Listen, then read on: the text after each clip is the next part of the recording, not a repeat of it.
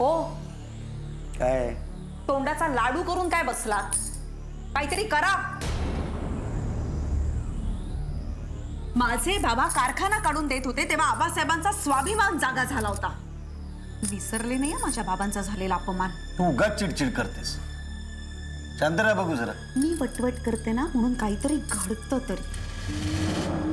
त्या पृथ्वीसाठी नवी जागा विकत घेऊन दिलीये आणि माझ्या नवऱ्यासाठी काहीच नाही. माझ्या चेहऱ्याकडे काय बघतात? बघा बघा, त्या पृथ्वीचा कारखाना तयार होईल ना तेव्हा असेच बघा, डोळे मोठे करून त्या कारखान्याकडे. अरे मग काय करू मी? तुम्ही असं करा ना, तुम्ही पृथ्वीकडे नोकरी मागा. नाही म्हणायचं नाही, ते देते तुम्हाला नोकरी, पगार पण चांगला देते. म्हणजे काय 2 वेळेची भ्रांत सुटेल. विजया, तोंड सांभाळून बोलू तू. मी काही बोलले की स्वाभिमान जागा होतो तुमचा. आबासाहेबांसमोर तोंडात एक शब्द बाहेर पडणार नाही. ठीक आहे, मी बोलतो आबांशी या विषयावर. काय की आबासाहेब तुम्ही आता रिटायर व्हा, तुमचा हा सगळा बिझनेस मी सांभाळतो, मी तुमचा मोठा मुलगा आहे ना, हे माझं कर्तव्य आहे, असं सगळं जाऊन सांगणार आहात. असंच समज. पण मी आज आबांकडे जाऊन माझा हक्क मागणारच आहे. पृथ्वी, फॅक्टरीचं बहुतेक काम झालंय, पण एक महत्वाचा मुद्दा राहिलाय. नाही रे, सगळं तर कव्हर केलंय आपण. एक महत्वाचा मुद्दा राहिलाय. कोणता? युनियन. नाही, फॅक्टरी आली की कामगार आले, त्यांचे प्रॉब्लेम झाले, मग त्यांचे प्रॉब्लेम सोडवायला युनियन नको? आत्ता तर फॅक्टरीचं काम पूर्ण होत आलं, इतक्यात काय प्रॉब्लेम होणार? होतील ते कधीतरी, नक्की होतील. आणि म्हणूनच त्यासाठीच आपण सावध राहायला हवं.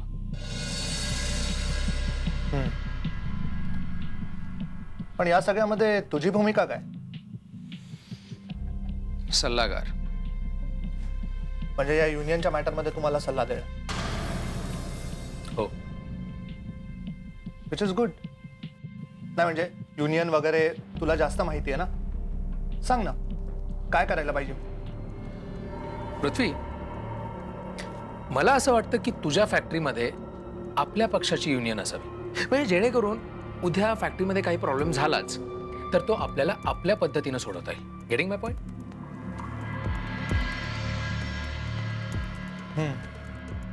पण विक्रम, युनियन ही झालेले प्रॉब्लेम सॉल्व्ह करण्यापेक्षा प्रॉब्लेम होऊनच द्यायचे नाही या पॉइंट ऑफ व्ह्यूने एस्टॅब्लिश केलं तर बेटर होईल ना. एक्झॅक्टली. आपल्या पक्षाची युनियन नेमकं हेच करणार आहे. सगळे प्रश्न, अगदी सगळे प्रश्न मुळासकट उखडून टाकणार. आणि म्हणूनच मी तुला म्हणतोय की लवकर डिसिजन घे, नाहीतर ती अंजली घुसायची, तिला घुसू नको देऊस. कोण अंजली? आहे एक अतिशय जिद्दी आणि धडाडीची युनियन लीडर. अंजली?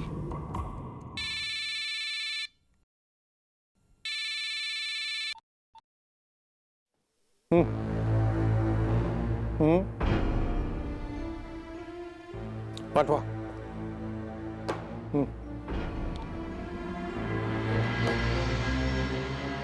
या या या पृथ्वीराज, या. आशीर्वाद. बसा. तुमच्यामधली एक गोष्ट कुठली आम्हाला आवडते ते सांगू का? सांगा ना. तुम्ही अमेरिकेत राहून सुद्धा तुमच्यावर जे संस्कार झालेले आहेत इथे, ते तुम्ही विसरला नाहीत. ही गोष्ट ते आमच्या रक्तातच आहे आबा, ते लक्षात कशाला ठेवायला हवे? हे तुमचं बोलणं ऐकल्यानंतर आणखीन एक वाटतं. राजकारणाच्या क्षेत्रामध्ये आपल्या इनामदार घराण्याचं नाव कधी कुणी काढलंच पुढच्या पिढीतल्या, तर ते फक्त तुम्ही काढू शकाल.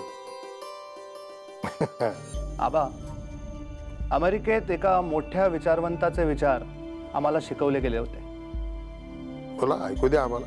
कर्तृत्व आणि राजकारण हे कधीही जोडू नये, कारण माणूस जेव्हा कर्तृत्वात कमी पडतो तेव्हा राजकारणाच्या मार्गी जातो. आणि म्हणून आबा, राजकारणातील कर्तृत्वाला मी कर्तृत्व नाही म्हणत. वाक्य छान आहे, हा जो माणूस आहे फिलॉसॉफी सांगणारा, हा राजकारणी होता की विचारवंत होता? विचारवंतच होता, पण राजकारणाला बळी पडलेला. काय आम्ही तुम्हाला बोलावलं कशासाठी आणि आपला विषय कुठला बोलताच सुरू झाला? आम्ही तुम्ही आता जी फॅक्टरी सुरू करत आहात त्याच्या वर्कर्स युनियन संबंधी चर्चा करण्याकरता बोलावलं होतं. बोला ना. तुमच्या अंगी जे कर्तृत्व आहे, जे गुण आहे, जे शिक्षण आहे, त्याच्या मदतीने तुम्ही फॅक्टरी उत्तम चालवाल, प्रगती साधाल. परंतु ही जी वर्कर्स युनियन असेल ती आमच्यामध्ये आपली असावी म्हणजे बरं होईल. कोणासाठी? तुमच्यासाठी, आमच्यासाठी, रादर सगळ्यांच्यासाठीच. असं आहे की जी मशीन्स चालतात ती मशीन्स मालकाची असोत किंवा कोणाचीही असो, भाड्याची असो, ती मशीन्स चालवणारे हात आणि ते हात चालवण्याकरता लागणारं पोट हे आपल्या हातामध्ये असलेलं बरं असतं. माझ्या मते आबा, कामाचा आणि पोटाचा संबंध हा त्यांचा पुरता असावा, त्यात आपले हात नको.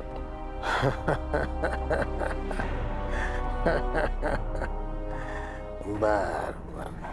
म्हणजे वर्कर्स युनियन ही वर्करांची असावी. आपण एक काम करूया पृथ्वीराज, या विषयावरती आपण आत्ता नको बोलायला, पण नंतर जरा सवडीने वेळ काढून आपण जर ह्याच्यावरती विचार करूया, बोलूया, चर्चा करूया आणि नंतर निर्णय घेऊया. आबा, एक विचारायचं होतं. बोला. ही अंजली कोण आहे?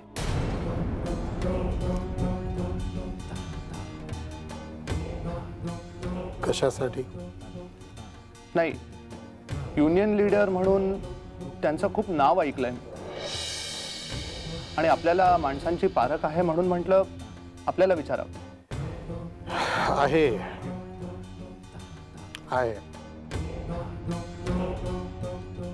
आपल्याच एका स्नेहांची मित्राचीच मुलगी आहे. हुशार आहे, कर्तृत्ववान आहे, हिमती आहे. म्हणजे एक स्त्री असून ह्या इंडस्ट्रियल वर्ल्डमध्ये पुढे येण्यासाठी धडपडते, कष्ट करते. ठीक आहे.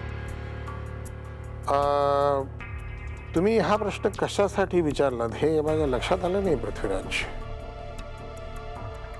काय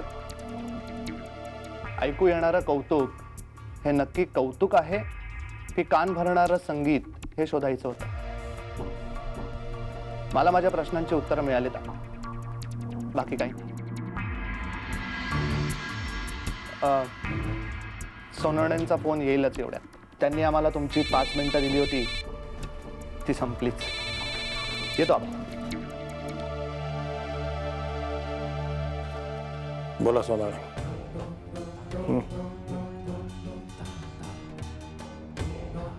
बरोबर, ठीक आहे. एक लक्षात ठेवा, यापुढे कधीही पृथ्वीराज आम्हाला भेटायला येणार असतील तर त्यांना अशी 5 मिनिटं, 7.5 मिनिटं अशी गणितं घालू नका. बस लक्षात ठेवा. ठेवा.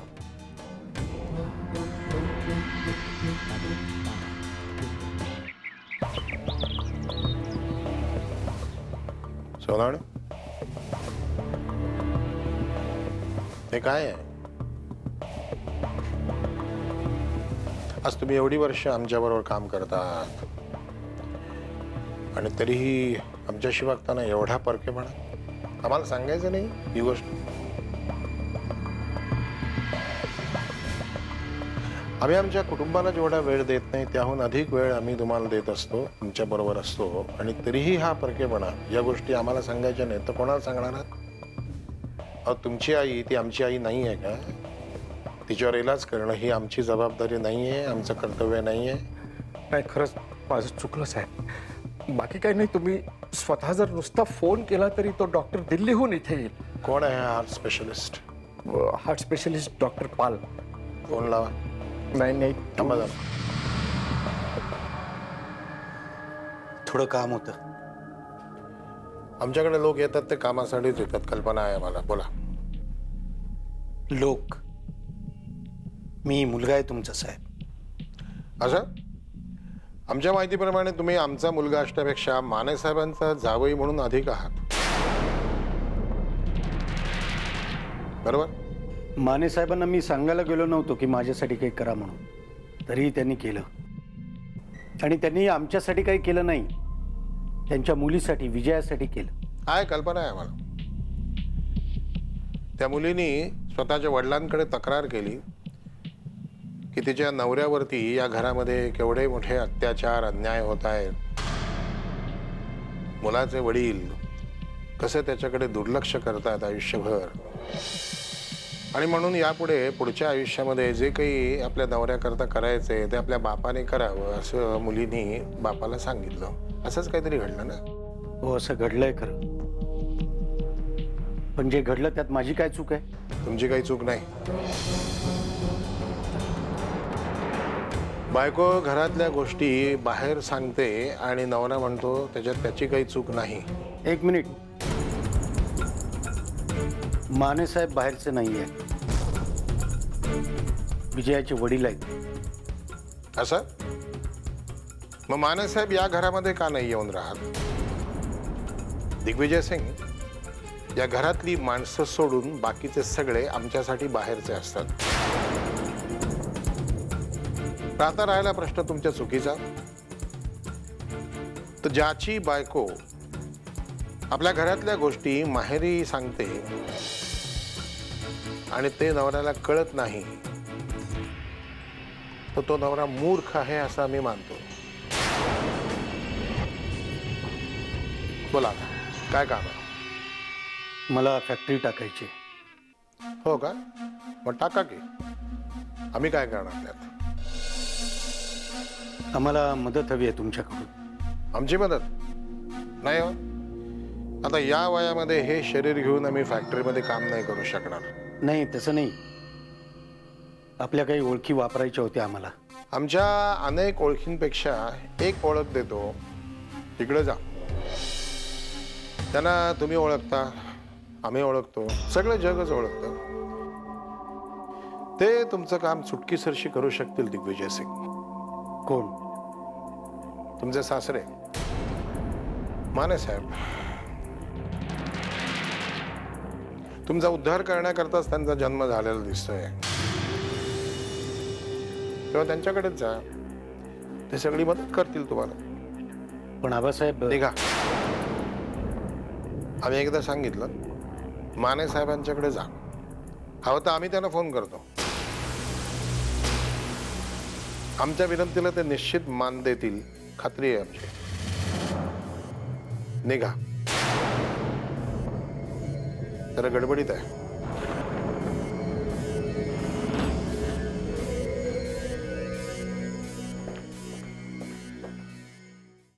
फोन लावा doctor Pal.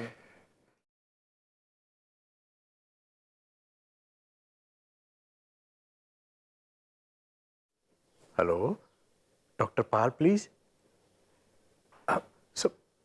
Sir please speak here. Dr. Paul, good morning to you. This is Abasaheb Inamdar speaking from Mumbai. Yes, yes. Vijaya, मला थोडा एकांत मिळेल? मिळेल, नक्की मिळेल.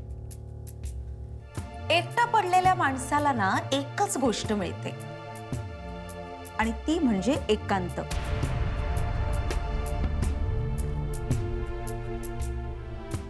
खरं आहे तुझं. खरंच एकटा पडलोय मी. आई वडील असून पोरका आणि बायको असून एकटा.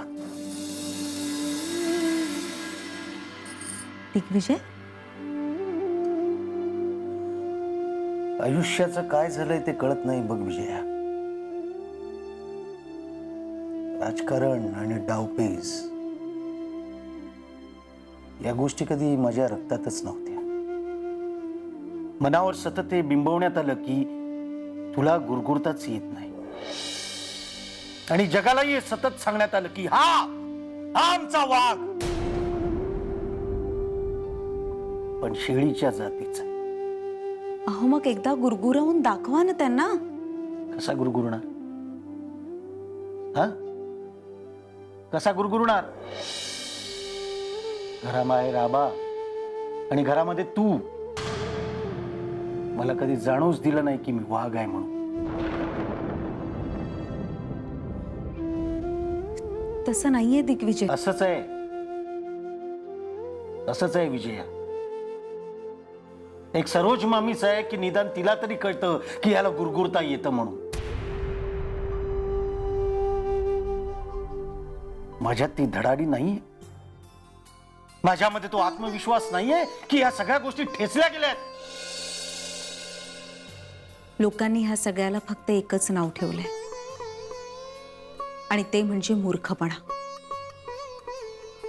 पण मला माहिती आहे तुम्ही तसे नाही आहात. तुमच्यात तीच ताकद आहे जी एखाद्या मर्दात असायला हवी. ती दृष्टी आहे जी राजकारणाला असायला हवी, आणि तीच बुद्धी आहे जी एखाद्या मुत्सद्द्याला असायला पाहिजे. आणि म्हणूनच सांगते, तुम्ही काहीतरी करून दाखवा आणि त्यांची तोंड गप्प करा. पण त्यासाठी आधी तोंड उघडत नाहीये का मी? अहो तेच तर सांगते ना तुम्हाला. तोंड बंद ठेवा. राजकारणात तोंडाच्या वाफेपेक्षा हातातली कामं पाहिली जातात. मग बघा, आबासाहेबच ओळख करून देतील आबासाहेबांचा वाघ म्हणून.